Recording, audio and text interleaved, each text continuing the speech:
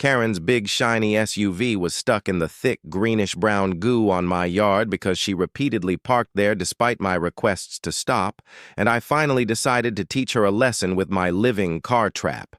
The yelling was loud, real loud. It wasn't just a little yelp. It was a full-on, crazy-sounding scream of pure anger and like, "What the heck?" It cut through the quiet morning air, messing up the peace and quiet. I was sitting on my back porch drinking coffee that wasn't exactly hot anymore. And that sound? It was awesome.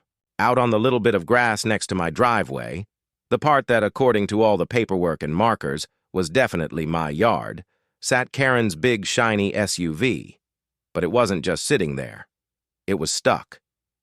Covered, from the wheels all the way up to the doors, in this thick, gooey, greenish-brown stuff. And already, with the sun warming things up, tiny little green things were starting to poke out of it, like little fingers trying to grab onto the metal.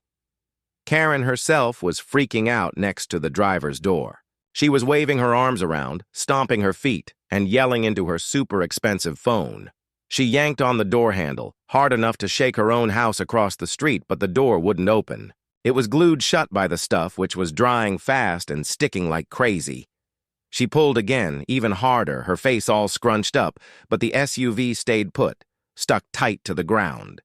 I let out a quiet little laugh. Yeah, it worked. It worked even better than I thought it would. The living car trap did its job.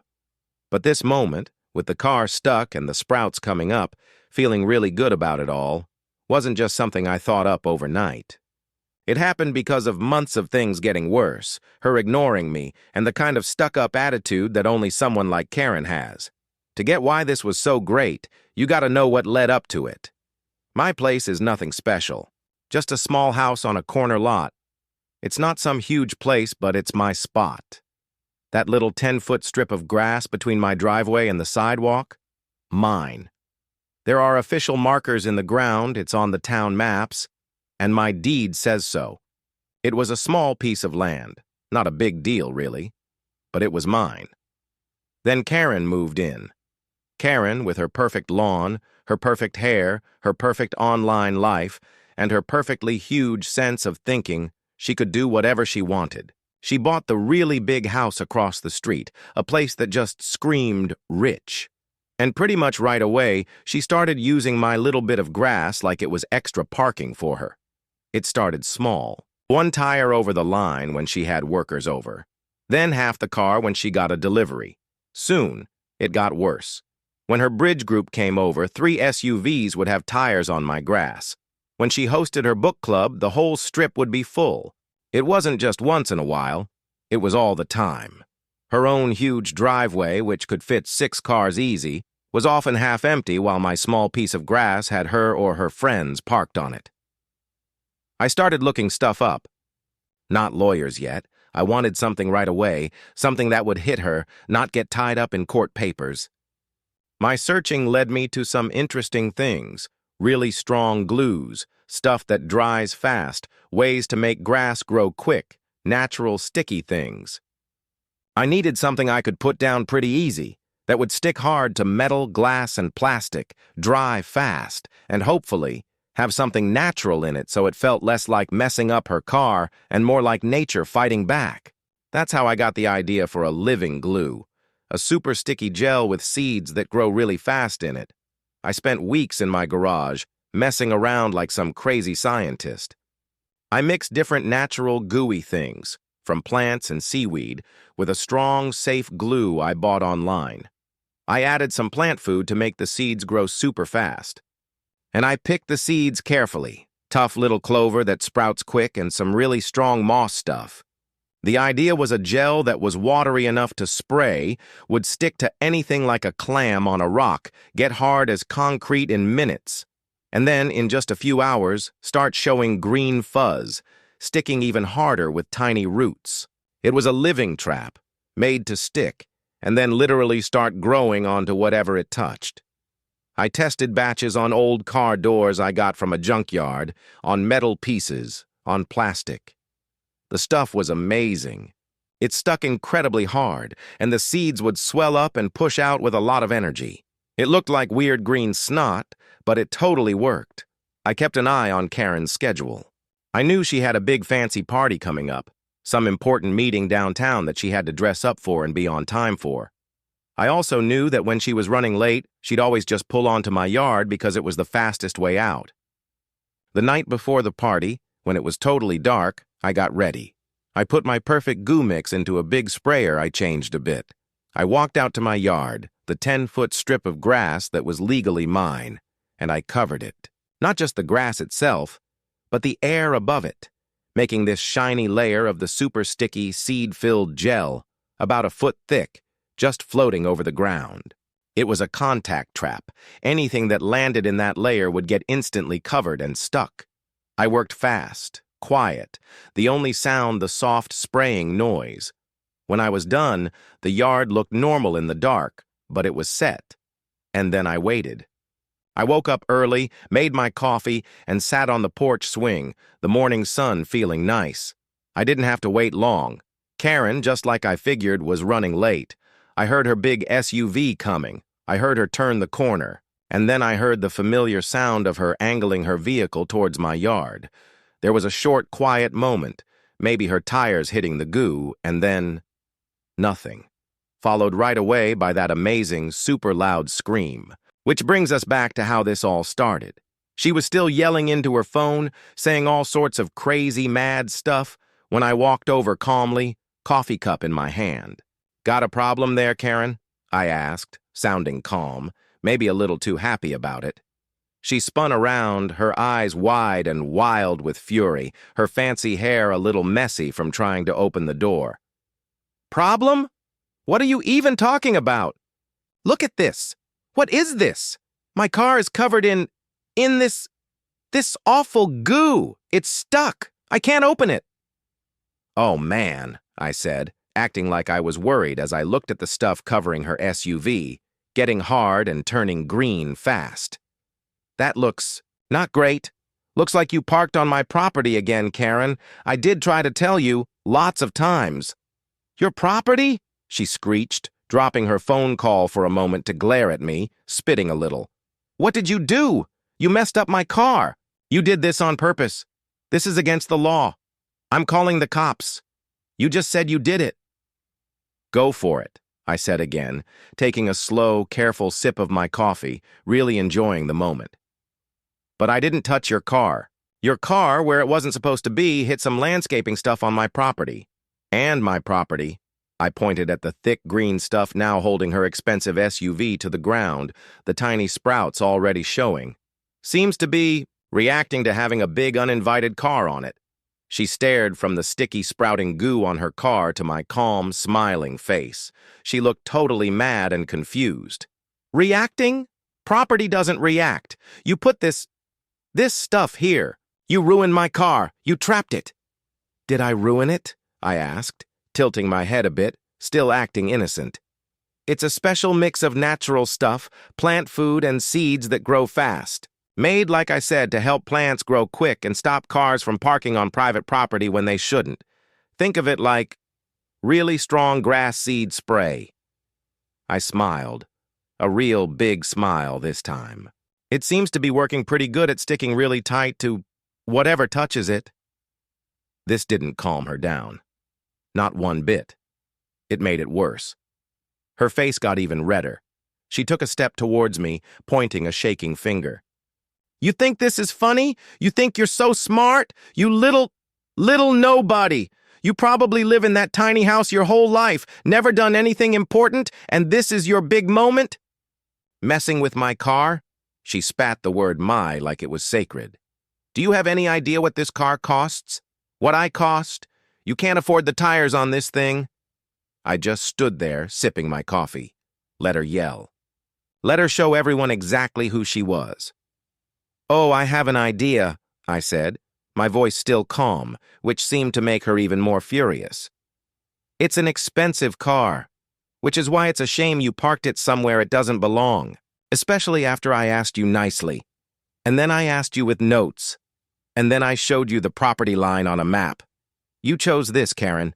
This is on you." "Don't you dare tell me this is on me," she screamed, her voice cracking. She stomped her foot again. "You set a trap. You vandalized my property. This is illegal. You're going to pay for this. You're going to pay for every single speck of this. This weed glue." She tried to scrape some of the gel off the door with her fingernails, but it just stretched and stuck to her fingers, making her shriek again and wipe her hand frantically on her pants.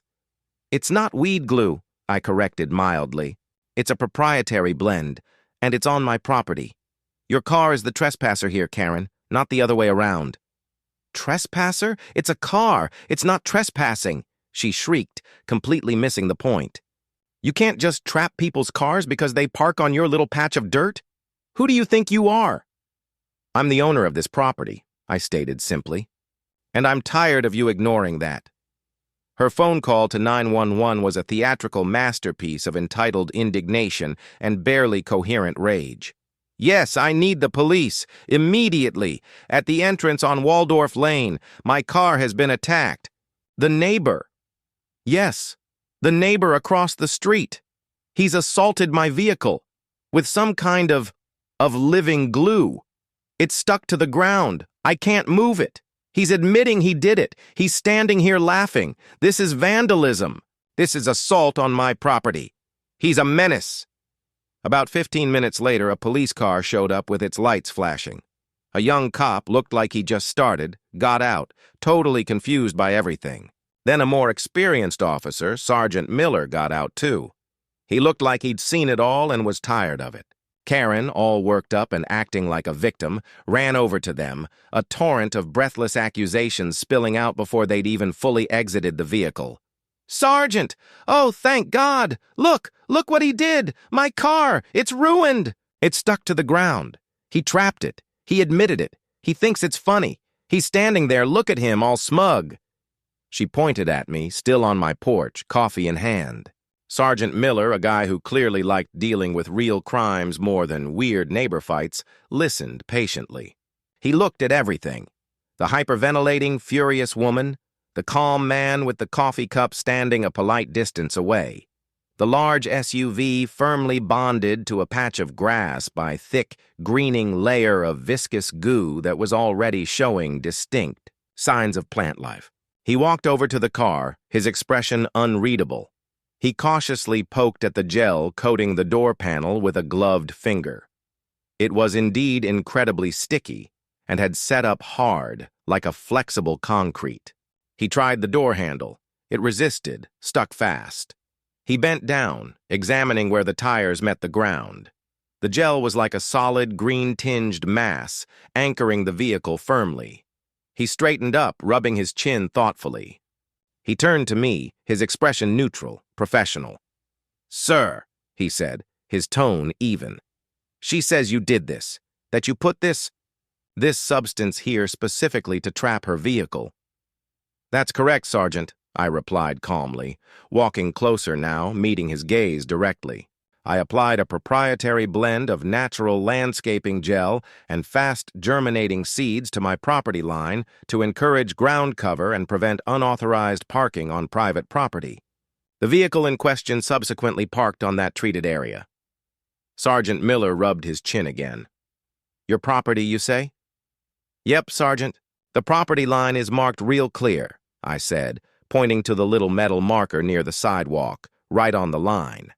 "She's parked on my property lots of times over the last few months, even though I asked her not to and left notes. I got tired of the trespassing."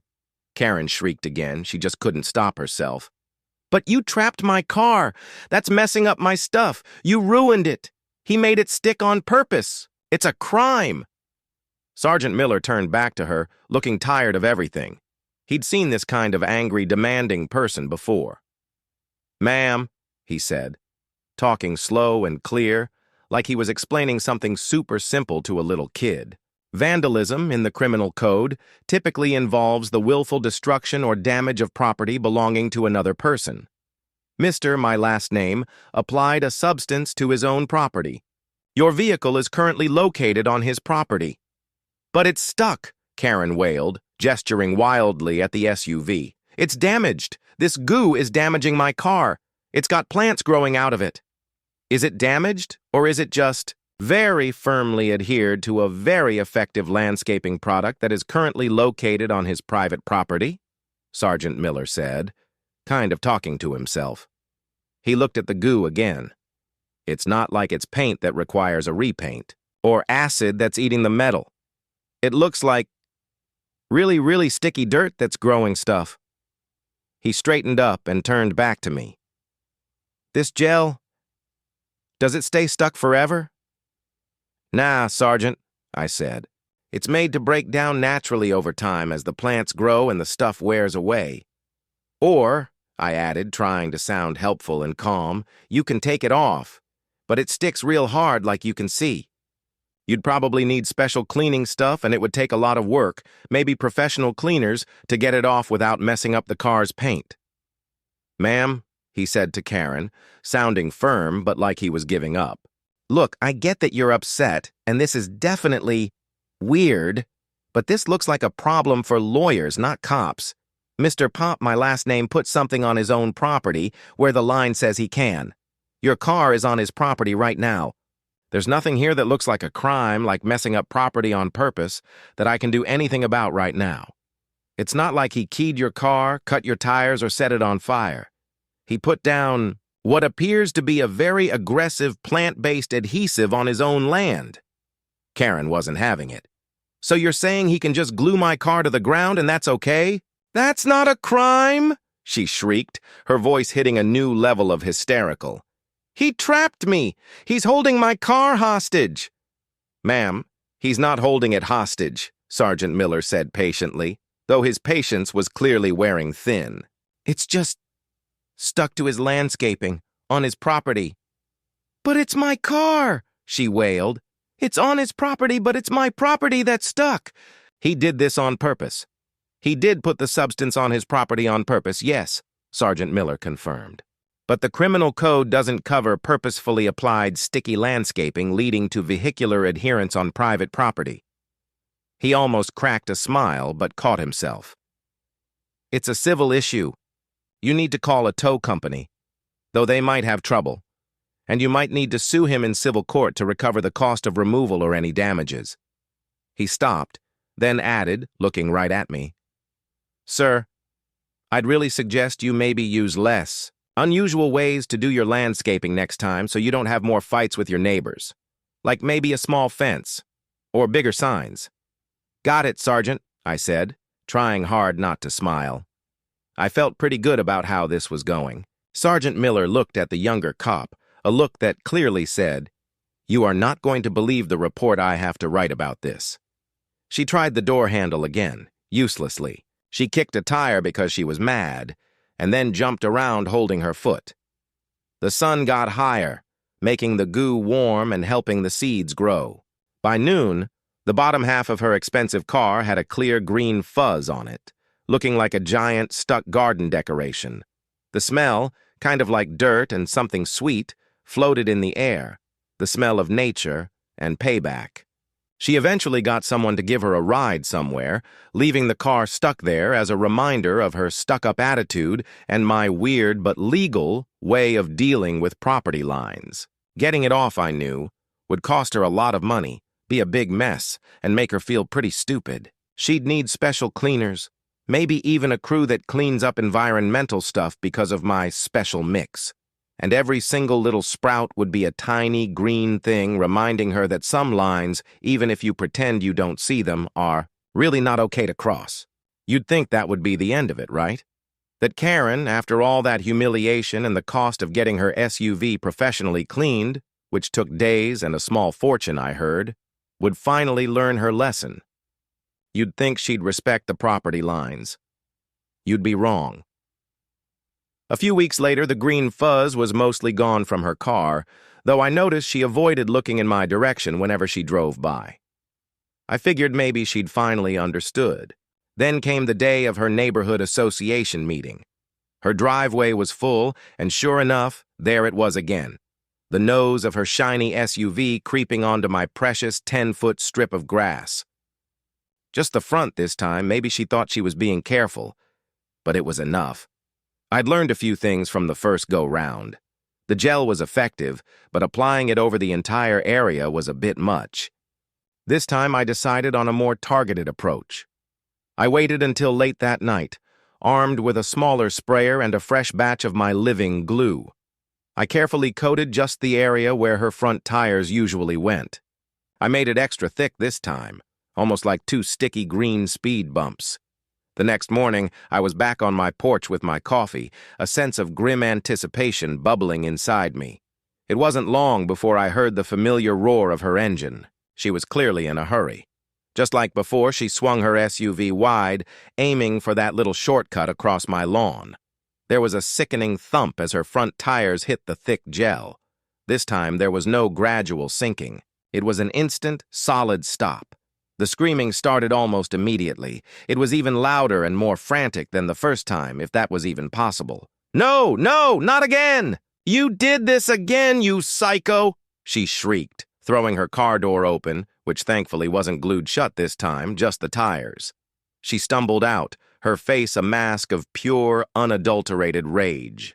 Her hair looked like she'd been pulling at it, and her eyes were wild and bloodshot. "What in the holy hell is wrong with you?" she screamed, stomping towards my porch, her voice cracking with hysteria. "Are you completely insane? You glued my car to your stupid little patch of dirt again?" I stood up slowly, taking a sip of my coffee, trying to look as calm as humanly possible despite the insane accusations. "Good morning, Karen. I see you've decided to park on my property again. I thought we had discussed this." "Discussed? You trapped my car. Twice. You are a menace. I'm calling the police right now, and this time I'm pressing charges. You are going to jail for this. You hear me?" She was practically foaming at the mouth, her voice a high-pitched screech. "You think this is a joke? You think you're so clever? You're going to regret this. I'm going to sue you for everything you have. I'm going to make your life a living hell." She was pacing back and forth in front of my porch, her fists clenched, her face contorted in a truly terrifying way. "Karen, I simply want you to stop parking on my property. It's a very simple request. If you park in your own driveway, this won't happen." I tried to keep my voice even, but honestly, her level of outrage was starting to feel a little unhinged. "My driveway was full. It was just for a few minutes. You can't just glue people's cars to the ground because of that. You're a crazy person. A dangerous crazy person." She pulled out her phone, her hands shaking so badly she almost dropped it. 911? "Yes, my neighbor has attacked my car again. He's put some kind of growing glue all over my tires. I can't move. He's doing this on purpose. He's harassing me." This time, when Sergeant Miller arrived, he looked even more weary than before. He took one look at Karen, practically vibrating with rage, then at her SUV with its front tires firmly embedded in the now familiar green goo, and then at me, standing calmly on my porch. And he just sighed. A very, very deep sigh. "Ma'am," he said to Karen, his voice flat, "didn't we have this conversation a few weeks ago?"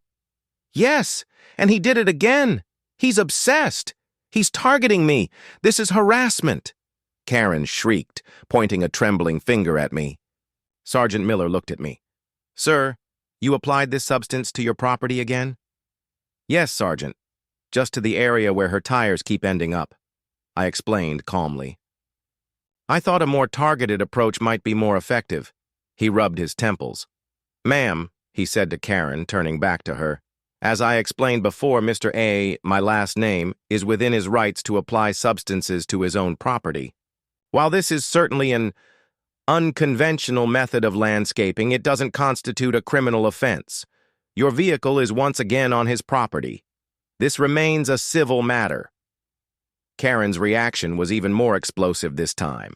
She started screaming about her rights, about how I was a lunatic, about how the police weren't doing their jobs. She even started banging her head against her car door, yelling incoherently. Sergeant Miller looked like he was about to call for backup.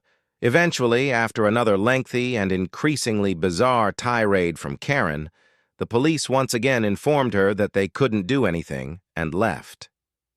This time, however, Karen didn't just call a tow truck. She started trying to dig her tires out of the goo with her bare hands, screaming and crying the entire time.